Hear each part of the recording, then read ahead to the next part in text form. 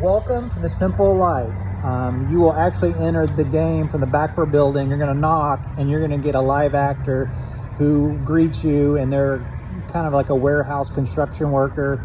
And this is, in the scene in here, it looks like Raiders of the Lost Ark with crates stacked 28 feet tall. Also, you have shipping containers. These are the fronts that just look spectacular. And then you also have another one on this side.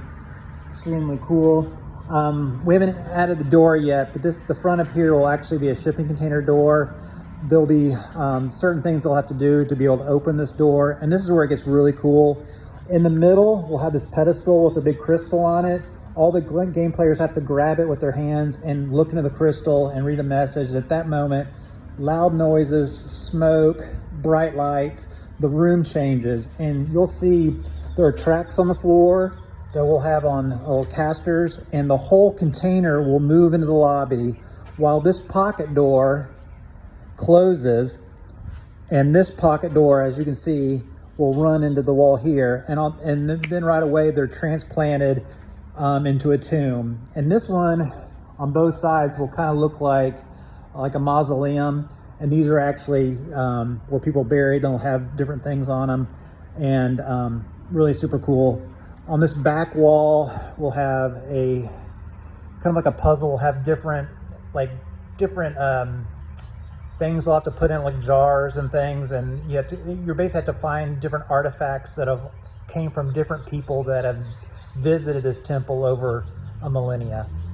At this time, you're the host, the live actor will be kind of leading you to the next phase. He's going to grab a torch along the wall, and all of a sudden he makes the wrong step and an arrow pops up. And you remember Raiders of the Lost Ark, this is where we have the dark corridor. And what's really cool about this dark corridor is there's air effects on all these things that the scenic artist does. So when they run down this corridor, he's going to yell, "Run!" Everyone runs down this 50-foot corridor, and you're hearing, and they have broken arrows on the ground.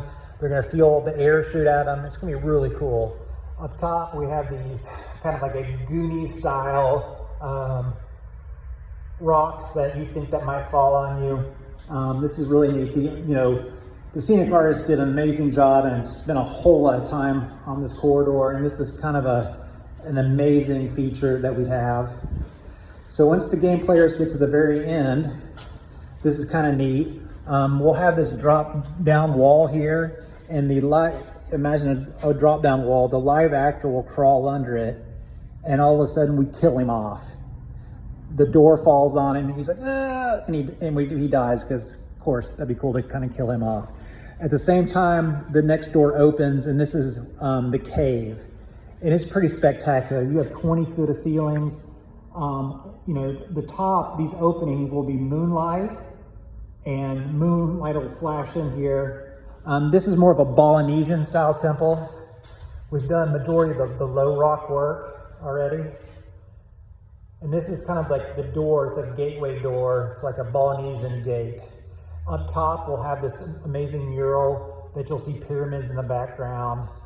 And it's going to be really cool. And then the last thing we have to do is add our slide, because of course you need a slide. Once the game players do a bunch of stuff, and you'll see it in the conceptual drawings, they're going to slide into the next room, which is a Viking temple. And the whole idea is, you go into different temples from different genres, and this is going to be the Viking temple. And the wood up here is a template. It's going to have a lot of 6x6 inch posts, very ornamental, like dragons on it. It's going to be really neat. And in the middle of the room is going to be a Viking statue.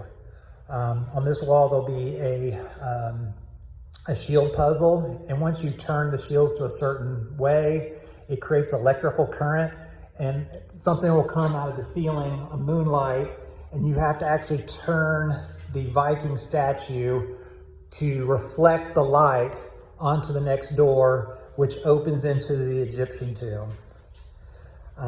The rock work in here, they spent a ton of time on it. It looks great.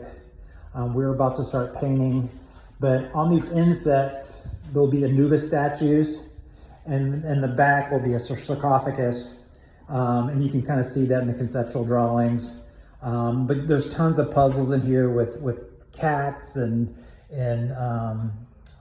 all sorts of neat stuff. You'll see it in the conceptual drawings. Once you do a lot of things in here, again, the light will be, you're basically reflecting light through the last parts of these games, because that's the whole point of the temple light. You're collecting the light, and then the light will kind of hit this next wall, and the next room will be more of a dwarven room, a dwarven Lord of the Rings style. And this is a pretty daggum big room itself, with 14-foot ceilings. And this is the last room that the scenic team was supposed to start on.